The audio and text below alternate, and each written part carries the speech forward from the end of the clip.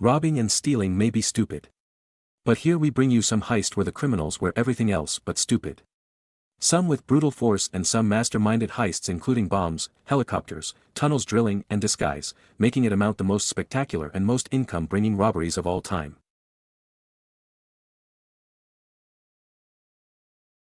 In 1976, a group of militants connected to the Popular Front for the Liberation of Palestine, PFLP, carried out a daring bank robbery in Beirut, Lebanon. They managed to enter the British Bank of the Middle East, taking hostages and stealing an estimated $20 to $50 million, today's value $100 million. The heist was believed to be politically motivated. At that time there was also a civil war going on and the fight between the both sides were ongoing, with the bank in the center. They gained access to the bank by blasting out the wall from a neighboring church that shared the same wall, and they also fired 60mm mortar shells at the combatants on both sides to ignite the battlefield and create the perfect distraction for their plan. Around 4 hours after entering the bank, the 8 heavily armed men successfully created a second hole through the massive, steel-reinforced vault inside the bank. They came across millions of dollars in stolen cash, jewels, stocks, and hundreds of gold bars. Until this day, not one of the perpetrators has been caught, and none of the bank's stolen assets have been recovered. The Beirut BBME heist remains the world's biggest ever bank robbery, according to Guinness World Records.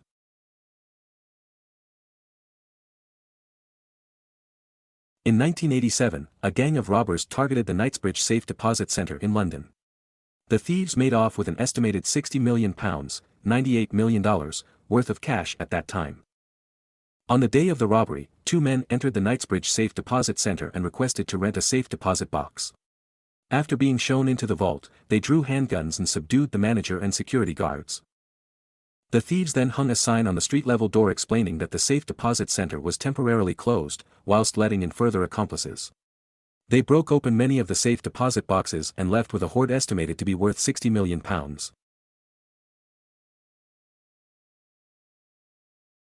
In the middle of the celebration of St. Patrick's Day in Boston, 2 men dressed as policemen rang the doorbell. The guards opened and handcuffed. When asked why they were arrested, the fake cops replied, "You're not being arrested, this is a robbery." The guards were tied up further and the robbers then went to work. The exchange was paintings by, among others, Rembrandt, Vermeer and Manet, with an estimated value of $500 million. Parts of the goods have been recovered, and the FBI believes they know who is behind the brazen coup. No one has yet been punished, and the crime has been statute barred for some time. 3 robbers dressed as construction workers attacked 2 guards in the garage under Axtorgsgaten in Stockholm. The exchange was a whopping 930 million Swedish kronor, $93 million, in government bonds, but the papers quickly became worthless when they were frozen. The sum, however, constitutes the largest robbery in Swedish criminal history. All robbers were convicted.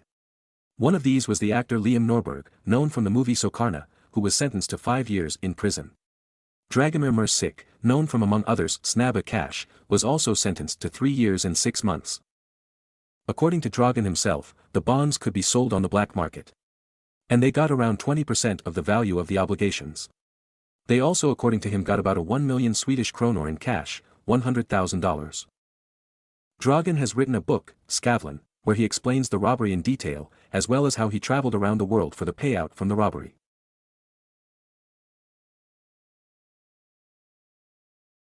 On Monday, November 8, 1993, Sweden woke up to the news that one of the world's biggest art coups had been committed in Stockholm. 8 paintings by Picasso and Braque, worth 500 million Swedish kronor, $50 million, had been stolen. One of the paintings, The White Canvas, by Georges Braque, is still missing.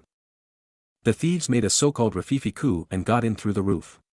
After just over a year of negotiations with the thieves, Tommy Lindström and the Moderna Museum's former head of security Kjell Hestrel managed to get the stolen goods back. The terms are still unknown, but no money was paid out.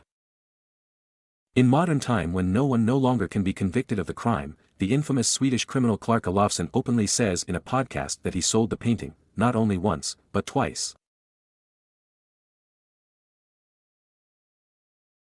In 1997, in Los Angeles, California, a former employee of Dunbar Armored, along with a group of accomplices, orchestrated one of the largest cash heists in U.S. history. The thieves stole approximately $18.9 million from the vault of the armored truck company. The crime involved inside knowledge, meticulous planning, and a meticulously executed escape plan. Alan Pace and 5 of his old friends got inside the facility by subduing the guards and slipping through the cameras unnoticed. The robbers loaded millions of dollars into their truck as Alan Pace knew which bags contained the highest denominations.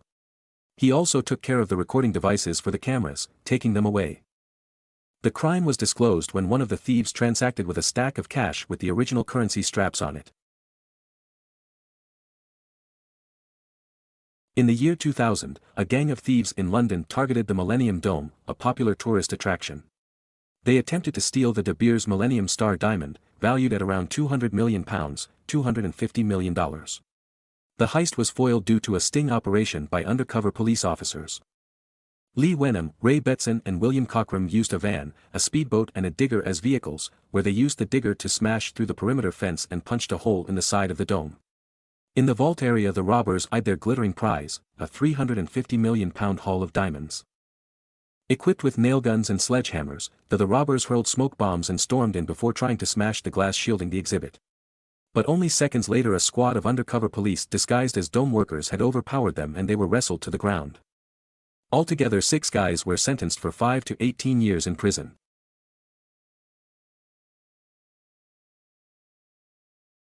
It was on July 12, 2002 that 3 masked robbers forced a gate to Arlanda Airport. They drove straight onto the runway. There they met an SAS plane from London that had a large amount of foreign currency in its cargo. The robbers assaulted 2 security guards and then reportedly left with money bags worth 44 million Swedish kronor. While the guards are lifting one of the total of 15 bags of 40 kilograms each, a dark green Volvo 850 station wagon with tinted windows hard brakes between the aircraft and the van. 2 men, masked with ski masks and glasses, step out. In their hands they have heavy automatic rifles. The robbers work quickly and methodically. When they are ready and about to leave, one of the guards tries to stop them by driving into their car. They respond to this by firing their automatic weapons. The money has never been found and no one has been convicted of the spectacular robbery. In July of 2017, the case was statute barred, and then Leo, the Chinese, Carmona chose to tell about his involvement. He confessed that he was a part of the planning and performed the robbery. 2 guys suspected of involvement in the robbery were killed and in 2005 Leo was sentenced to life in prison for incitement to murder of one of the guys, and was released after 16 years.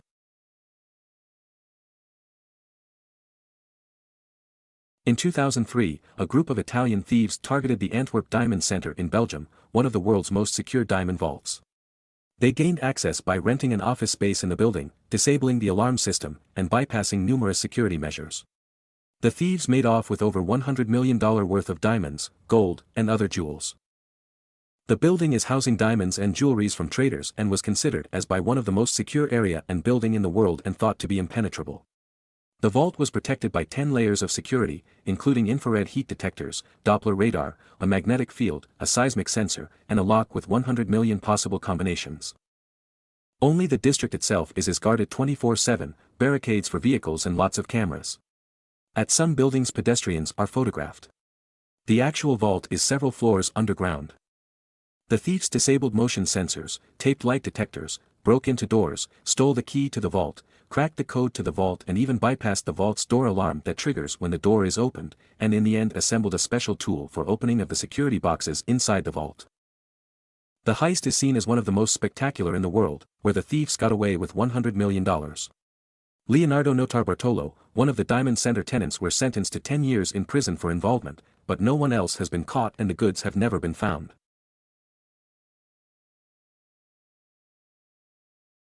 In 2005, in Fortaleza, Brazil, a group of thieves spent months digging a tunnel from a rented house to the Banco Central. The tunnel was approximately 78 meters long and passed under several city blocks.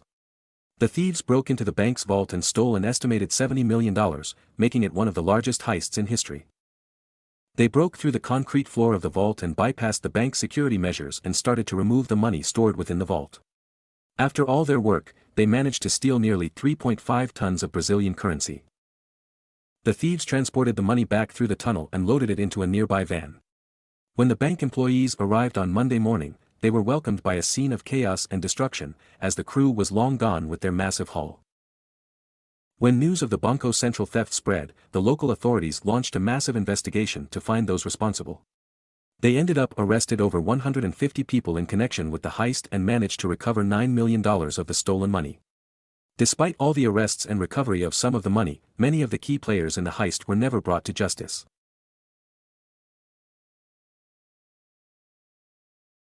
A gang of robbers carried out a serious robbery in 2005 in the suburb of Arlanda in Sweden.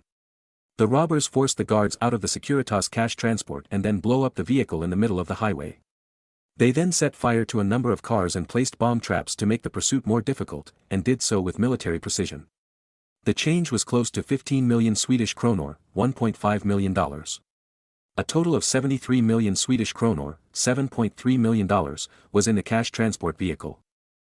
The blast was massive and destroyed a big amount of the cash. Also 10 cars was set on fire, smoke grenades were placed out and bags with the text, bombs, were also placed out to create massive confusion and difficulty for the police. Eventually 3 guys were sentenced for the involvement, but not for the actual robbery.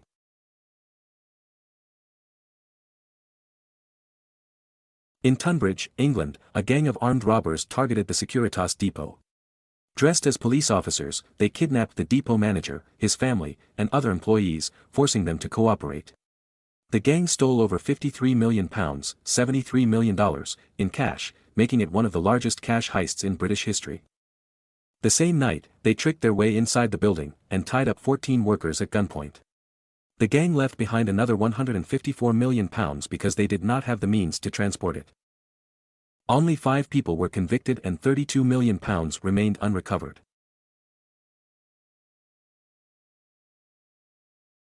Masked robbers, some with links to the Bandidos, drove into the landing area and struck as cash was being unloaded from an SAS plane from London.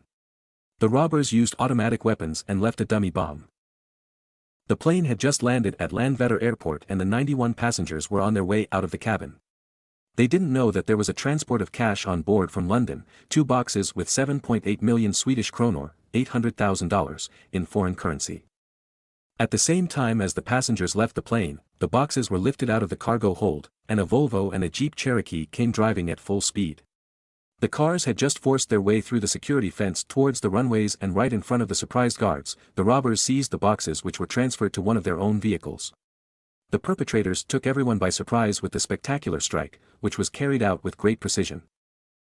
According to some sources, they came over 60 million Swedish kronor, $6 million, a total of 5 men were convicted for involvement. A cash transport truck was stopped on Arlanda by masked men who shot with automatic weapons. The robbers blew up the car and got away with an unknown amount. However, foreign banknotes for the equivalent of 19 million Swedish kronor, $1.9 million, were scattered around the place. In total, there was almost 35 million Swedish kronor, $3.5 million, in the cash transport vehicle. Around 19 million Swedish kronor, 1.9 millions, in banknotes were found around the scene of the robbery, but the banknotes had been damaged and it is uncertain whether they could be used. 2 employees of the transport company had unloaded the money from an airplane at Arlanda late in the evening of July 17. The money was in foreign currency and was in boxes. When the guards drove towards Stockholm, their car was hit and stopped by 2 other cars on Arlanda. Several masked men with automatic weapons shot at the guard car and forced the guards out onto the road. They were ordered at gunpoint to leave their car on foot.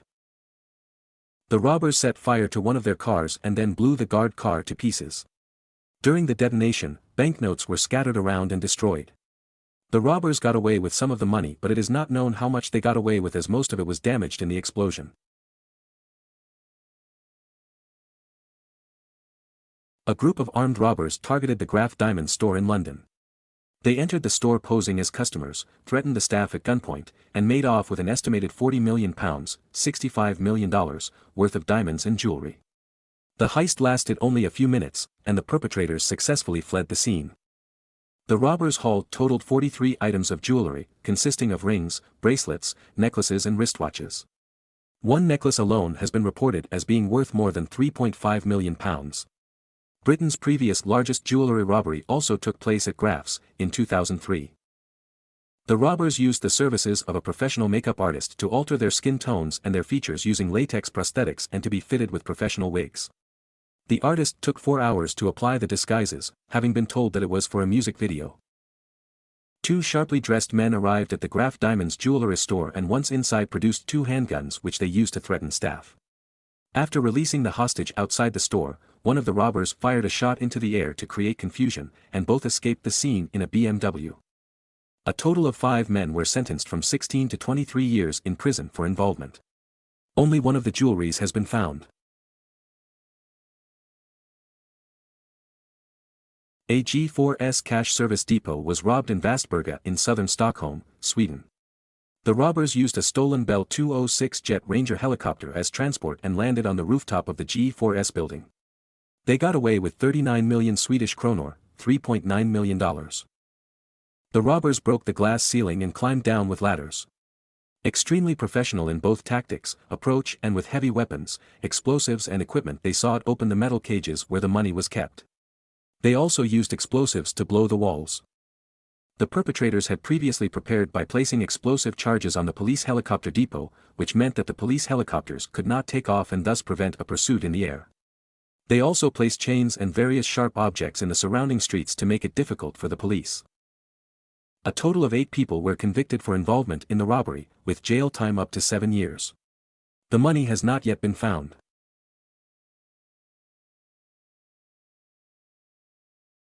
In 2013, a group of thieves in Cannes, France, targeted the Carlton Intercontinental Hotel during the annual Cannes Film Festival. They stole an estimated $136 million worth of diamonds and other valuable jewelry. The heist was executed swiftly and with precision, highlighting the vulnerability of high-profile events. The valuables were stolen from a private hotel salon, which was very poorly guarded, the guards having no weapons. The jewels were present due to a display by Lev Avnerovich Leviev, the Israeli billionaire. The thief, carrying an automatic pistol, entered the salon through a French door, which might have been forced or left open, and picked up a sack containing 72 jewels, 34 of which have been described as exceptional in a suitcase. The heist has been called the biggest heist ever in France, and possibly the biggest heist of all time. A reward of $1.3 million was offered to the first person to give information leading to recovery of the stolen items. No one has been convicted for the robbery.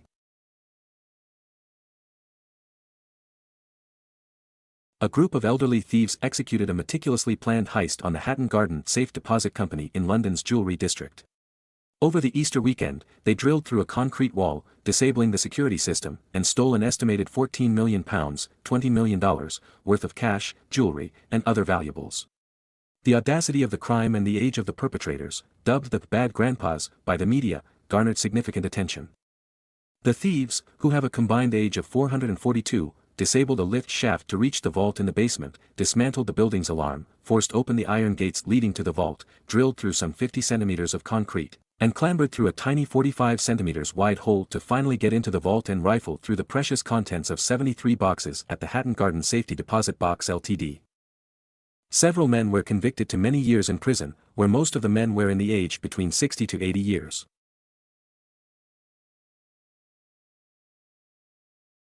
In August 1992, one of the most brazen coups of all time takes place. It all starts with a group of thieves who get a tip about an entrance to the shopping mall of Albi, an entrance that is hidden between the roof and ceiling. Thieves have previously crept in there to loot a tobacco shop located in the mall. Once the guys crawl in there on the metal pipes, they discover a large concrete slab as a floor. There were small holes in the concrete slab through which small electrical cables entered. Out of pure curiosity, they peek in and understand that it is the roof of Gotha Bank. And there the idea was born. Planning work starts and also a theft of a diamond drill. The thieves drill through the roof for several days. The sound is heard throughout the mall, in restaurants and shops, but no one understands what it is. The alarm in the bank goes off several times and guards and police comes to the bank several times, even the bank manager comes there, but they see nothing strange every time they arrive. The guards finally assume that there is something wrong with the alarm and stop going to the bank. The thieves finally entered the bank after several days of drilling, and emptied 600 bank safety boxes. In total, they got 30 million Swedish kronor in cash, $3 million, as well as gold, securities and bonds to the value of 100 million Swedish kronor, $10 million. 2 of the ringleaders were acquitted in the trial, 2 others were sentenced to prison for 6 years and 5.5 years. Which coup do you think was the most spectacular, cool or weird? Comment below. Don't forget to give a thumbs up if you liked the video.